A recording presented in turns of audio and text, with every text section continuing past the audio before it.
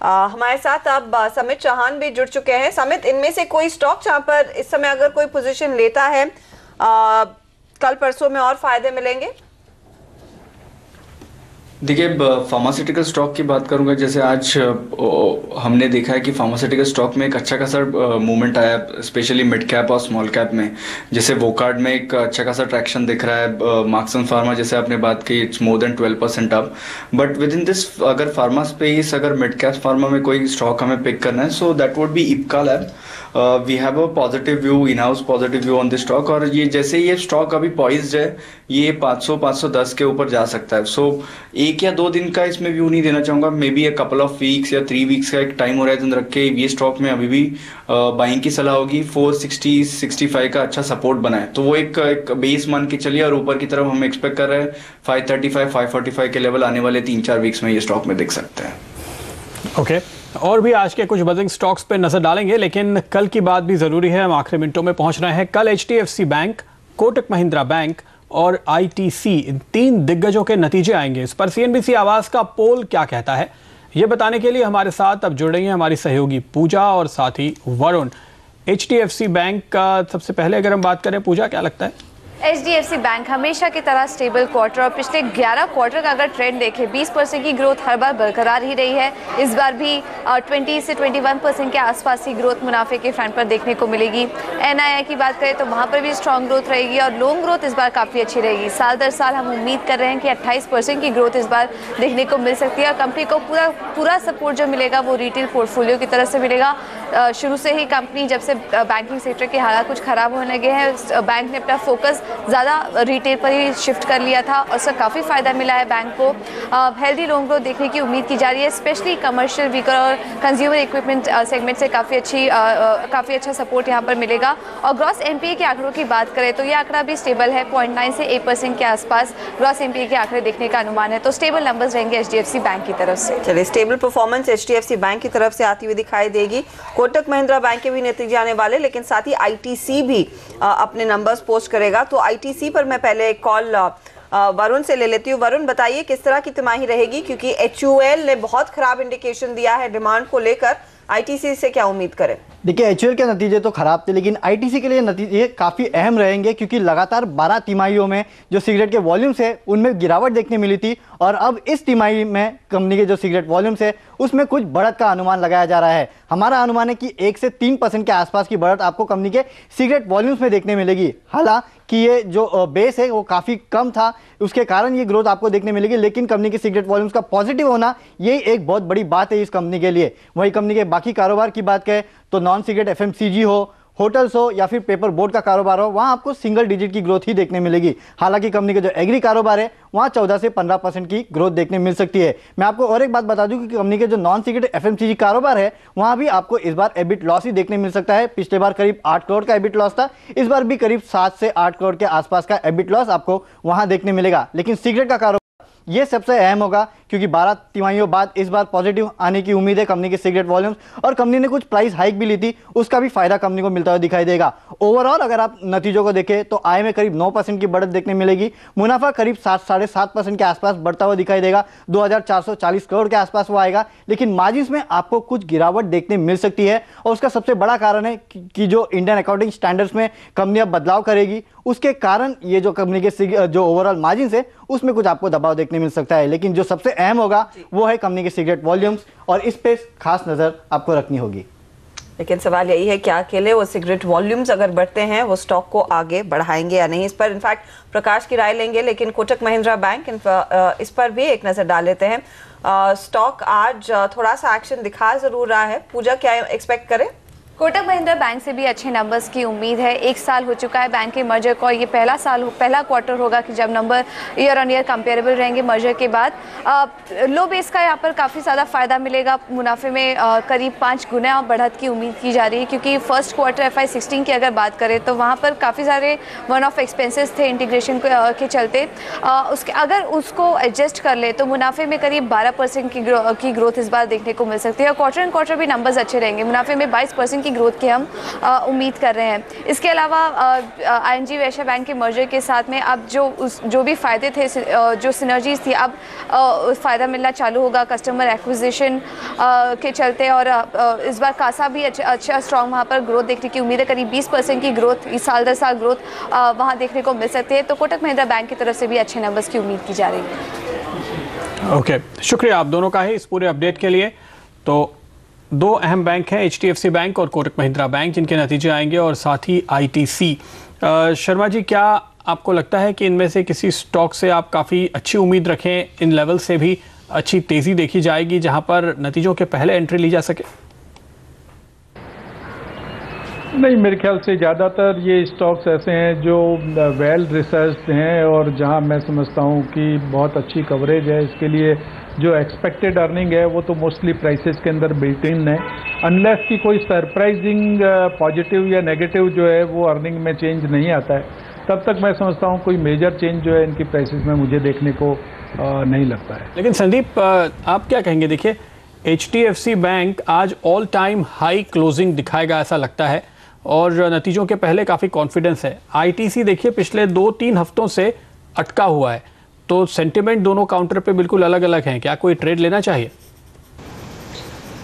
Pradeep, result के पहले trade लेना मैं ठीक नहीं समझता, बट HDFC बैंक में मैंने मॉर्निंग में बुलिश व्यू दी थी और ये बैंक में मुझे बेस्ट स्टॉक लग रहा था।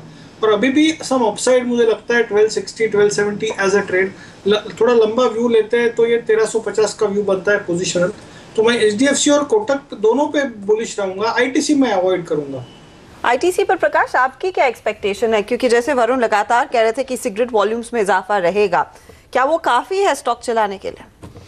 ITC को देखिए, पिटाई भी उसकी इस वजह से होती है कि सिगरेट वॉल्यूम जब घट जाते हैं तो हम डिस्प्रपोर्शनेटली वहाँ पे एक रिएक्शन देखते हैं।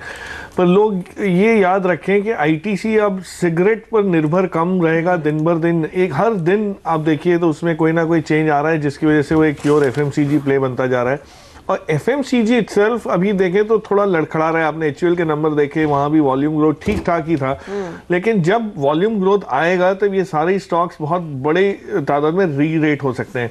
तो सिगरेट पे फोकस ना करके, इनफैक्ट अगर कल कोई मायूसी सिगरेट के सेल्स में नंबर्स में रहती है, क्योंकि उन्होंने जो प्राइस हाइक की थी वो काफ़ी लेट की है। इस सारे क्वार्टर में अगर आप देखें तो पूरे क्वार्टर में ऊंचे प्राइसेस उनको नहीं मिल पाए, रियलाइजेशन नहीं हुए, उन्होंने थोड़ा डिले किया था इस क्वार्टर में। उसकी वजह से वॉल्यूम ग्रोथ अगर ठीक ठाक भी हो तो टोटल रियलाइजेशन थोड़े से वीक होंगे, और वो एक मौका रहेगा ITC को लॉन्ग टर्म बेसिस पे एक्वायर करेंगे। इनफैक्ट मैं तो HUL पे भी बहुत पॉजिटिव हूँ, जबकि थोड़ा लोगों को ये लगा था कि इसमें गिरावट आएगी और वॉल्यूम ग्रोथ डिसअपॉइंटिंग है। इंपॉर्टेंट चीज़ है, मार्जिन अगर ठीक ठाक कंपनी लाती है तो वो लॉन्ग टर्म बेसिस पे चेंज जल्दी नहीं होते, नेगेटिव नहीं होते या गिरते नहीं है, पर वॉल्यूम ग्रोथ तो हर क्वार्टर चेंज हो सकती है। सो ITC में मेरा मानना ये है, रिजल्ट्स देखिए, अगर कोई मायूसी आती है या कोई मायूसी की वजह से स्टॉक नीचे आता है तो उसको ले लें और एटलीस्ट अगले 1-2 साल तक छुए नहीं, और ये आपको बहुत अच्छा यहाँ से रिटर्न आगे चल के दे सकता है। चलिए, गिरावट पर खरीदें इन काउंटर्स को, ये फिलहाल प्रकाश का मानना है, क्योंकि आगे जब डिमांड किक इन करेगी जो अब तक नदारद है, तब पूरा फायदा इन स्टॉक्स में जरूर देखने को मिलेगा और भी तेजी आएगी। इस बीच BTST या STBT, ये समय है जानने का कि कौन से ट्रेड्स आप आज ले सकते हैं जिसका फायदा कल आपको मिलेगा, और हमारे 4 जानकारों की राय हम आपके लिए लेकर आएंगे। इनफैक्ट सबसे पहले शुरुआत करते हैं मनोज सचदेवा की राय से, नहीं, विवेक गुप्ता की राय से, माफ कीजिएगा। विवेक गुप्ता कह रहे हैं कि ITC ही खरीदे, जिसकी हम चर्चा कर रहे थे। 254 रुपये 80 पैसे के टारगेट के लिए आप तेजी करें और स्टॉप लॉस 249.50 पर लगाइएगा, ये राय साफ है उनकी। इसके अलावा टाटा कम्युनिकेशंस में भी एक बाय कॉल 473 के टारगेट के लिए आप तेजी करें और स्टॉप लॉस यहाँ पर रहेगा 464 रुपये 50 पैसे पर। Ashutosh Sarna max growth capital के, इनकी राय है बाय आरकॉम। रिलायंस कम्युनिकेशंस के फ्यूचर्स पे स्टॉप लॉस 50 का, टारगेट 51 रुपये 70 पैसे का देखते हैं। अपोलो टायर्स में भी फ्यूचर्स में खरीदारी की राय दे रहे हैं, 158 रुपये 50 पैसे का स्टॉप लॉस लगाइए और 164 के टारगेट के लिए आप ये ट्रेड कर सकते हैं। समित, आपके BTST या STBT कॉल्स? देखिए प्रदीप, मार्केट एक थोड़ा सा रेंज में है, तो हमें दोनों साइड भी ट्रेड मिल सकते हैं इंडिविजुअल स्टॉक्स में। सो बाय साइड पे एक मदरसन सुमी होगा, जो काफ़ी अरसे के बाद उसकी जो एक रेंज बन चुकी थी ऊपर की तरफ 307 308 का एक स्टीप हर्डल था, वो उसने आज ब्रेक किया इंट्राडे बेसिस पे। वॉल्यूम एक्टिविटी काफ़ी एनकरेजिंग है, तो वो एक बाय साइड पे होगा। नॉट ओनली BTST के पोजिशनल पर्सपेक्टिव से भी काफ़ी अच्छा लग रहा है। सो BTST के लिए 301 का स्टॉप लॉस होगा, टारगेट 322 का होगा। और दूसरा कॉल मेरा एस्टेबिलिटी होगा CSC में, जो क्लियरली स्ट्रगल कर रहा है 615 616 के आसपास। आज एक नेगेटिव डेवलपमेंट हो सकता है इसमें चार्ट पे, तो हम अज्यूम कर रहे हैं कि वो एक नेगेटिव पैटर्न यहाँ पे डेवलप हो, तो विद एन एंटिसिपेशन हम इसमें एक सेल कॉल ले रहे हैं 580 के टारगेट के लिए, 580 582, और स्टॉप लॉस ऊपर 616 हाफ का होना चाहिए। तो एक सेल और एक लॉन्ग की स्ट्रैटेजी, बाय की स्ट्रैटेजी यहाँ पर समित ने दी है। संदीप, आपकी क्या सलाह है? अर्षिता, मेरे BTST रहेंगे। पहला होगा बाय इन औरोबिंदो फार्मा, जो दिन सुबह मॉर्निंग से ही पॉजिटिव लग रहा है और क्लोज भी अच्छा हो रहा है। इसको 790 के स्टॉप लॉस से लिया जा सकता है फॉर अ टारगेट ऑफ 824। और दूसरा होगा आदित्य बिरला नोवो, इसको लिया जा सकता है 1288 के स्टॉप लॉस से for a target of 1348। Okay, Sharma ji हमारे साथ बने हुए हैं, और शर्मा जी आपकी राय हम लेना चाहेंगे। एडवांस एंजाइम जो इशू खुला है, क्या आप इस पे सब्सक्राइब की राय देंगे? जी हाँ, देखिए एडवांस एंजाइम जो है, मैं समझता हूँ काफ़ी अट्रैक्टिव एक IPO है। फंडामेंटल्स काफ़ी स्ट्रॉन्ग है और ग्रोथ पोटेंशियल जो है उसका काफ़ी अच्छा लग रहा है मेरे को, तो डेफिनेटली सब्सक्राइब करना चाहिए। मुझे लगता है कि अच्छे लिस्टिंग गेन होने की संभावना है। लेकिन इस स्टॉक पे मैं देख रहा था कि इनके अर्निंग्स में काफ़ी उतार चढ़ाव देखने को मिलते हैं। अब पिछले साल तो मुनाफा और आमदनी दोनों बढ़े हैं, लेकिन इसके पहले के 3 साल आमदनी करीब स्टैग्नेंट थी, मुनाफा तो काफ़ी घट के आधा हो गया था। तो वॉलेटिलिटी जैसी है इनके कारोबार में, उसको देखते हुए 25 की PE पर ये इशू आ रहा है, और ये सारे पैसे जो हैं वो प्रोमोटर्स के जेब में जा रहे हैं, कंपनी में कोई निवेश नहीं होगा। दरअसल प्रोमोटर कैश आउट कर रहे हैं एक तरीके से करीब 1/3 अपना हिस्सा।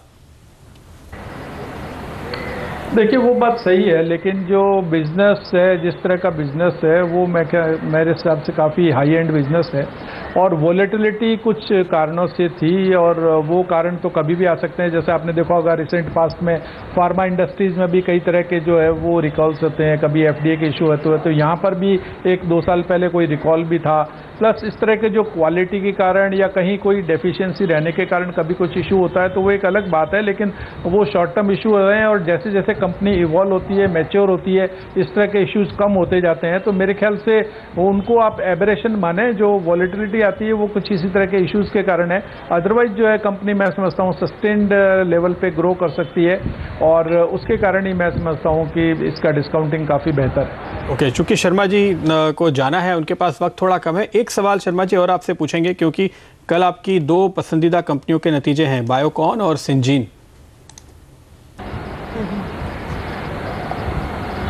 देखिए दोनों कंपनियों में मैं एक्सपेक्ट करता हूं कि परफॉर्मेंस जो है वो बेटर ही आनी चाहिए। हालांकि स्टॉक जो है वो काफ़ी रनअप कर चुका है पिछले 2-3 महीनों में, इसके लिए वहाँ थोड़ा सा कंसोलिडेशन देखा जा रहा है, और हो सकता है रिजल्ट के बाद भी कंसोलिडेशन देखने को मिले। लेकिन लॉन्ग टर्म आउटलुक जो है दोनों कंपनियों का काफ़ी अच्छा है, और मैं दोनों कंपनियों पे लॉन्ग टर्म के हिसाब से अभी भी पॉजिटिव हूँ। चलिए, तो लॉन्ग टर्म नजरिया पॉजिटिव, और इन दोनों कंपनियों के नंबर्स भी कल आएंगे। सिंजीन आज 1.5% ऊपर है, और बायोकॉन पिछले कुछ दिनों में हमने देखा इसमें काफी ज्यादा रफ्तार बनती हुई दिखाई दी थी, आज ये भी काउंटर 1.5% ऊपर है। कल के एक्शन की हम बात कर रहे हैं। L&T इन्फोटेक की लिस्टिंग होगी, याद रखिए इस स्टॉक को एक अच्छा रिस्पॉन्स मिलता हुआ दिखाई दिया था। क्या आप एक्सपेक्ट कर रहे हैं L&T इन्फोटेक से, किस तरह के रिटर्न्स बनेंगे कल, प्रकाश? इनफैक्ट मेरी सलाह अवॉइड की थी इस पर्टिकुलर IPO में, और यही चिंता मुझे लगी हुई थी कि जो IT कंपनीज के जिस टाइप के रिजल्ट्स की उम्मीद थी, और जो नेगेटिव री रेटिंग हो रही है बड़ी कंपनीज की, अब इस माहौल में ये कंपनी अपना डेब्यू कर रही है, तो थोड़ा सा डर ये लगता है कि उस माहौल की वजह से इसको हो सकता है रिस्पांस थोड़ा सा लिस्टिंग पे कम मिले या वीक मिले, क्योंकि वैल्यूएशन अगर आप देखें तो ये बहुत सस्ते में तो मिल नहीं रहा, और दिग्गज कंपनी जब लड़खड़ा रही है ग्रोथ के लिए, तो नए कंपनी, मतलब नए तो नहीं है, कंपनी तो पुरानी है, लेकिन इस कंपनी में भी पूरा ऑफर फॉर सेल है पेरेंट कंपनी का, जो तो 1200 करोड़ जुटाएंगे तो L&T की बुक्स पे जाएगा। इस कंपनी को क्या इससे फ़ायदा होगा आगे चल के, ये थोड़ा देखना पड़ेगा। 2 क्वार्टर के बाद इसको मैं हो सकता है इसको रीवैल्यूएट करें, पर listing I will be surprise अगर इसकी लिस्टिंग 750 से ऊपर आए। इनफैक्ट हो सकता है काफ़ी इसमें जो लोग सिर्फ IPO गेन्स के लिए लगे रहते हैं वो निकलने की चेष्टा करें, उस भाव को देख के बहुत जल्दी उतावलापन उसमें दिखे तो प्रेशर तो एक बना ही रहेगा। यानी बहुत अच्छी लिस्टिंग की उम्मीद आपको यहाँ से नहीं है। लेकिन आपने जो IT कंपनीज के रिजल्ट्स की बात की, एक इंटरेस्टिंग बात आप देखिए, जो पैनिक इन्फोसिस में नतीजे के तुरंत बाद हमने देखा, वहाँ पर जो उसने पैनिक लो बनाया था अब वो 3-4 दिन से होल्ड कर रहा है जी, वहाँ से फर्दर सेलिंग नहीं आई है जी। और विप्रो में आज आप देखिए शुरुआत में जहाँ पे लो बना वहीं पे लो बना करके उसने अच्छी तेजी दिखाई है, रिकवर हुआ है। आप ये स्टॉक देख सकते हैं विप्रो का शुरुआती मिनट और अभी क्लोजिंग दिन के हाईस पे होने जा रही है। तो चूंकि विप्रो में पहले काफ़ी सेलिंग हो चुकी थी और इन्फोसिस में थोड़ी बहुत ही हुई थी तो वहाँ पे गिरावट ज़्यादा आई, लेकिन क्या आपको लगता है कि ये नतीजे डिस्काउंट हो गए हैं अब, या अभी भी आप निकलने की राय दे रहे हैं? नहीं, इन कंपनीज में हो चुके हैं पूरे। इनफैक्ट एक ओवर रिएक्शन था जो करेक्ट हुआ इन्फोसिस में, खास करके आप TCS के नतीजे देखें तो कोई खराबी TCS में नहीं थी वहां भी, लेकिन थोड़ी गिरावट जरूर आई थी और एक ही दिन इन दोनों पे असर हमने देखा। क्योंकि इन्फोसिस के रिजल्ट बहुत ज़्यादा वीक थे, वो TCS से लाइमलाइट हट के पूरी इन्फोसिस पे आ गई। तो ये जब बड़ी कंपनी इस टाइप के नतीजे देती है तो और इनके किसी के पास भी ऐसा कोई सोल्यूशन नहीं निकला इनके कॉन कॉल्स में कि आगे चल के सुधार कहाँ से आएगा। तो हर एक जना अपनी चिंताएं बताए रहे, कोई सोल्यूशन कहीं किसी के पास अभी नहीं दिख रहा। तो इसमें अभी निवेश करना थोड़ी जल्दबाजी हो जाएगी, देखना पड़ेगा कि इम्प्रूवमेंट आता है तो कब आता है। भले आप थोड़ा सा लेट हो जाए लेकिन बहुत जल्दी ना करिए इम्प्रूवमेंट से पहले इन्वेस्ट करने की। तो I would still wait for at least 1 quarter के कहीं ना कहीं इम्प्रूवमेंट दिखे, उसके बाद इन्वेस्ट करेंगे इनमें। 1-2 क्वार्टर्स और रुक जाए। इनफैक्ट विप्रो की बात करते हुए मैनेजमेंट ने इंडिकेशन दिया है कि दूसरी तिमाही पर भी दबाव रहेगा, इसीलिए वो खराब गाइडेंस। 3rd क्वार्टर ऑनवर्ड्स उनको लग रहा है कि जो भी एक्विजिशंस पिछले क्वार्टर किए थे उसका फायदा मिलने लगेगा, डिजिटल बिजनेस से कमाई होती हुई दिखाई देगी, लेकिन एक बहुत लॉन्ग कॉल है स्पेशली उस खराब गाइडेंस के बाद। वो स्टॉक हालांकि दिन के लो से रिकवर जरूर कर रहा है। अब बात करते हैं एक और ट्रेडर्स कॉल की और मनोज सचदेवा की राय आपकी स्क्रीन पर आएगी। सिंटेक्स में खरीदारी करके चलें, टारगेट 95 का, 75 पर स्टॉप लॉस लगाइएगा।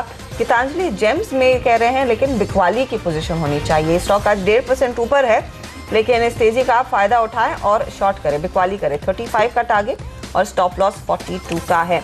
अगर आप कोई ट्रेड लेना चाहते हैं, हमारे जानकार आपकी मदद के लिए तैयार है। 7045220000 पर आप कीजिएगा मैसेज, हम आपको बताएंगे आपकी क्या रणनीति होनी चाहिए। इस बीच एक और स्टॉक आपकी स्क्रीन पर, प्राज इंडस्ट्रीज, और ये सिम्बीसी आवास का जैकपॉट शेयर भी रह चुका है।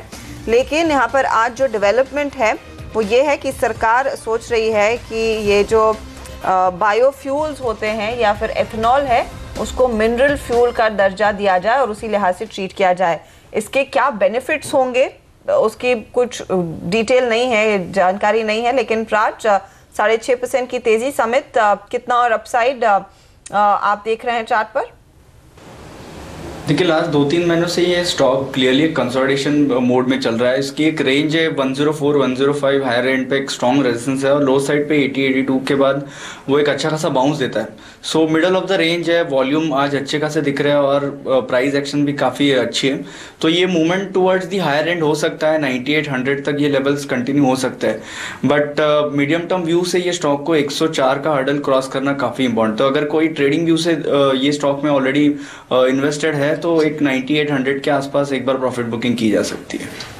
ओके अशोक लेलैंड एक और स्टॉक जिस पर नज़र होगी कल आने वाले नतीजों के पहले, और हमने यहाँ पे पिछले करीब 1.5 महीने से एक कमज़ोरी का रुख देखा है। कमर्शियल व्हीकल्स में थोड़ा स्लो डाउन देखने को मिल रहा है, ऐसा लगता है। प्रकाश, नतीजों से क्या उम्मीद करेंगे और क्या व्यू है आपका? नहीं, मेरे ख्याल से नतीजे इतने ख़राब शायद ना हो, बट जनरली ये पर्टिकुलर क्वार्टर वीक रहता है क्योंकि साल की शुरुआत में कोई इस टाइप की आपको बाइंग इन व्हीकल्स में नहीं दिखती, इनके प्रोडक्ट्स में नहीं दिखती। बट इम्पॉर्टेंटली ये उन लोगों के लिए बहुत बढ़िया मौका बन जाता है जो कमर्शियल साइकिल की रिकवरी और खास करके अशोक लेलैंड की इस टाइप की बढ़त में मिस कर चुके हैं और कोई हिस्सा उन्होंने नहीं लिया और या बहुत जल्दी निकल चुके हैं, क्योंकि अब जो नेक्स्ट राउंड आएगा इसमें अपमूव का वो आएगा करीब दिसंबर एंड क्वार्टर में। तो यहाँ से वहाँ तक आपके पास जो 6 महीने का अंतराल है, इसमें कहीं ना कहीं इम्प्रूवमेंट जरूर आएगा। तो इस टाइप के मौके रहते हैं। रिजल्ट इनफैक्ट मैं तो ढूंढता हूँ जहाँ वीक हो, अब मार्केट उसको डिस्काउंट नेगेटिवली करता है तो वहाँ वीक नहीं होंगे, हम मार्जिन सुधरने की उम्मीद कर रहे हैं और 35% मुनाफा बढ़ने की भी रिजल्ट की वजह से अगर स्टॉक वीक होता है तो वो मौका आपके लिए बिल्कुल रहता है, क्योंकि रिजल्ट हिस्टोरिक हैं, जबकि आप ले रहे हैं वो फ्यूचरिस्टिक उसके लिए ले रहे हैं। तो उस लिहाज से डेफिनेटली एक I have a by call, और मुझे लगता है 1 साल में ये अच्छी खासी वापस अपने नए, ये भी एक ब्लू स्काई कैंडिडेट बनने की क्षमता रखता है। चलिए, तो नए हाइस की तरफ बढ़ रहा है अशोक लेलैंड, और नंबर से पहले कल शायद एक अपॉर्चुनिटी जरूर रहेगी। वायदे बाजार में आप देखिए जो काउंटर्स एक्टिव हैं उसमें क्रॉम्पटन ग्रीव्स मेरे रडार पर है। स्टॉक में हम देख रहे हैं करीब 12-12.5 लाख शेयरों का ओपन इंटरेस्ट एडिशन होता हुआ दिखाई दे रहा है, 4% ऊपर। और क्रॉम्पटन कंज्यूमर में भी हमने देखा था अच्छी खरीदारी हो रही थी। संदीप, क्रॉम्पटन ग्रीव्स या क्रॉम्पटन कंज्यूमर खरीद के जाएंगे आगे? हर्षिता, बिल्कुल क्रॉम्पटन ग्रीव्स ने ब्रेकआउट दिया है, क्रॉम्पटन कंज्यूमर ने भी ब्रेकआउट दिया है, बट उसमें ऑलरेडी 9% मूव आ चुकी है। तो मैं क्रॉम्पटन ग्रीव्स लेना प्रेफर करूंगा ये लेवल पे। मूव की शुरुआत है 74 के आसपास, 72 का स्टॉप लॉस होगा। मुझे लगता है ये 80-81 तक अगले कुछ दिनों में जा सकता है। ओके, भारत फाइनेंशियल इंक्लूजन यानी जो SKS हुआ करता था, ये एक और नतीजा है जो कल आएगा, इस पर नज़र होगी, क्योंकि लगातार बहुत ज़बरदस्त तेज़ी हमने इन तमाम स्टॉक्स में देखी है। उज्जीवन की लिस्टिंग के आसपास हमने देखा, इक्विटास, SKS और उज्जीवन, इन तमाम शेयरों में ज़बरदस्त तेज़ी देखी गई। अगर हम इसके अनुमान देख पाएँ आपके लिए कि क्या उम्मीद करके इस क्वार्टर में हम जा रहे हैं, एनालिस्ट का क्या मानना है, उस पर एक नज़र डालने की हम कोशिश करेंगे और उसके बाद अपने एक्सपर्ट्स की राय लेंगे। ये फिलहाल आपके सामने है। अर्निंग्स अनुमान है हमारा 112% मुनाफा बढ़ेगा, 61 करोड़ से बढ़कर 129 करोड़। और आप देखिए यहाँ पर NII 81% बढ़ेगी, 117 के सामने 211 करोड़ आने की गुंजाइश आ रही है। तो बहुत ही शानदार नतीजे की उम्मीद है। प्रकाश हालांकि चल चुका है काफ़ी। नहीं, पर ये जो क्षेत्र है ये सारा जिस हिसाब से ग्रो हो रहा है, और इसमें खास मैंने पहले भी जो बताया था कि उज्जीवन, इक्विटास, सैटिन और SKS यानी भारत फाइनेंशियल इंक्लूजन, इन चारों में सबसे अच्छा जो SKS का जो मॉडल है वो इतना टेस्टेड, ट्राइड और स्केल आपको बहुत अच्छा मिलता है। तो अगर इस लेवल पे जाना है तो रिस्क लेना ही अगर है तो इसी में लें और किसी में ना लें, क्योंकि जो गिरावट आ सकती है तो वो बाकी सब में बहुत अच्छी खासी आ सकती है, बहुत तेज़ी से आ सकती है, कोई अगर कोई नेगेटिव न्यूज़ फ्लो आया तो। बट अदरवाइज SKS अभी भी थोड़ा रोबस्ट लग रहा है। बट रिस्क रिवॉर्ड के हिसाब से ये इसमें लेना नहीं लेना ये इटसेल्फ एक थोड़ा सा अलग चीज़ है, इसको समय होगा तब डिबेट करेंगे। बट चारों में से अगर कोई चीज़ का चयन करना हो तो वो जरूर SKS रहेगा। ओके, तो SKS या फिर भारत फाइनेंशियल इंक्लूजन वो एक प्रेफर्ड पिक रहेगी बाकी लिस्टेड माइक्रो फाइनेंस कंपनियों के बीच। इस बीच रियल एस्टेट कंपनियों की हम बात तो कर रहे थे, जिसमें गोदरेज प्रॉपर्टीज, प्रेस्टीज ऐसे काउंटर्स हमने गिने जिनमें अच्छी तेजी है। इंडिया बुल्स रियल एस्टेट में भी अब खरीदारी जोर पकड़ रही है, 1.5% का इजाफा पिछले आधे घंटे में। या आपकी स्क्रीन पर लेकर आएंगे, स्टॉक 87 पर कर रहा है कारोबार। समित, क्या सलाह होगी, या फिर जो भाग चुके हैं काउंटर्स उनमें आप पोजीशन होल्ड करना प्रेफर करेंगे? देखिए, इसमें से अगर गोदरेज प्रॉपर्टीज की बात करें तो ये काफ़ी अच्छा चार्ट स्ट्रक्चर, एक स्टेडी अप मूव दिखा रहा है। Any time frame, weekly, monthly में देखिए स्टॉक का चार्ट स्ट्रक्चर काफ़ी एनकरेजिंग है। So from current level also ये स्टॉक में पोटेंशियल है, एटलीस्ट 395-400 के लेवल्स ये आने वाले कुछ वीक्स में दिखा सकता है। सो गोदरेज प्रॉपर्टीज एक अच्छा बेट हो सकता है मोमेंटम वाइज।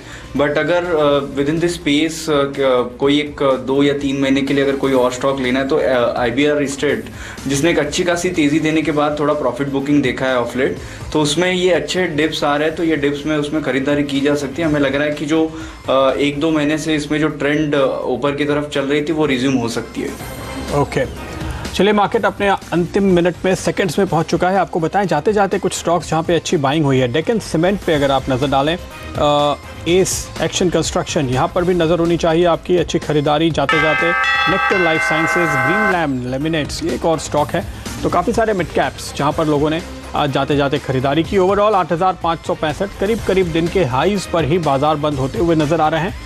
कल और आज के बीच अगर आप देखें तो करीब 80-90 पॉइंट के आसपास की रिकवरी निफ्टी ने कुल मिलाकर दिखाई है। लेकिन आज ये जो आप 0.5% की बढ़त देख रहे हैं, निफ्टी के अंदर और निफ्टी बैंक के अंदर 0.25%, वो मार्केट का मूड नहीं बता रहे। मार्केट का मूड आपको थोड़ा मिड कैप बता रहा है जो 1.25% ऊपर है। मार्केट ब्रेथ देखिए 2:1, ये आंकड़ा आपको मार्केट ब्रेथ के लिहाज से नज़र आएगा। कुल मिलाकर वॉल्यूम देखिए तकरीबन 3 लाख करोड़ पर पहुंचा है, 22,500 हज़ार करोड़ के आसपास ओवरऑल कैश मार्केट का टर्नओवर आपको देखने को मिलेगा। ये आपको दरअसल मार्केट का मूड बता रहा है जो कि काफ़ी बुलिश था ओवरऑल। दरअसल और भी अगर आप यहाँ पर एक इंटरेस्टिंग आंकड़ा देखने की कोशिश करें, कुल मिलाकर टर्नओवर किस तरफ कैसा हुआ है, तो निफ्टी पे माफ़ कीजिएगा NSE पे अगर आप देखें तो बढ़ने वाले काउंटर्स पे कुल करीब 15,000 करोड़ का टर्नओवर है और घटने वाले काउंटर्स पे केवल 6,000 करोड़ का टर्नओवर है। तो ये ज़्यादा सही आपको बाजार का एक मापदंड हम कह सकते हैं। सेंसेक्स और निफ्टी मत देखिए, दरअसल मार्केट में आज काफ़ी तगड़ी खरीदारी हुई है। जी हाँ, ब्रॉडर मार्केट में परफॉर्मेंस बढ़िया रहा है। कुछ हाई पॉइंट्स आपको बता दें जाते जाते, max financial, JP associates in fact closing पर ही हमने देखा है अच्छा मूव आता हुआ। DLF, federal bank, Patel integrated, ये दूसरे काउंटर्स रहे हैं जहाँ पर काफ़ी ज़्यादा एक्शन रहा है। Welspun, Praj industries, Deccan cement, Marksans pharma, ये कुछ स्टॉक्स जहाँ पर एक अच्छा तेज़ी का रुझान आज के सत्र में। लेकिन बड़ा सवाल यही है कि क्या मिड कैप्स में एक ब्रेक के बाद जो मोमेंटम आया है वो टिक पाएगा या नहीं। प्रकाश, आप क्या खरीदारी पर और जोर देंगे, एक्सेलरेट करेंगे मिड कैप्स में तेज़ी? आई थिंक मिड कैप्स में एक पेंट अप डिमांड अभी भी है। जिस टाइप के इंस्टीट्यूशनल फ्लोज हमने FIs की तरफ से पिछले 2 सत्र में देखे, 1000 करोड़ के ऊपर कैश में जो बाइंग इंडिकेट की थी, उससे हिसाब जाहिर है कि अब लार्ज कैप में जगह कम, इसलिए आप निफ्टी या सेंसेक्स में इतनी ज़्यादा मूवमेंट बड़ी नहीं देख पा रहे हैं। बट कहीं ना कहीं मिड कैप्स में स्टॉक स्पेसिफिक बेसिस पे या सेक्टर रोटेशन के हिसाब से आपको अभी भी एक्टिविटी दिखेगी। और रिजल्ट सीजन में अक्सर हमने देखा है, क्योंकि पहले सत्र में आपको बड़े कंपनीज के रिजल्ट्स आते हैं तो वहाँ पे अवॉइड किया जाता है एक्टिविटी, और जो छोटी कंपनीज हैं मिड कैप से वहाँ पे आप बिल्डअप करते हैं और हो सकता है रिजल्ट्स के बाद एक रुख बदल जाए। बट बॉटम अप बेसिस पे जरूर मिड कैप से बाइंग की जा सकती है और नए नए टारगेट्स, नए नए लेवल्स आपको दिखना कंटिन्यू रहेंगे इस सीजन में, ये हिसाब जाहिर है। वक्त इजाज़त लेने का प्रकाश, शुक्रिया आपका। साथ ही संदीप समित, आपका भी बहुत बहुत शुक्रिया आज हमारे साथ जुड़ने के लिए। और अब नजर डालेंगे आज स्टॉक 2020 के रिजल्ट पे।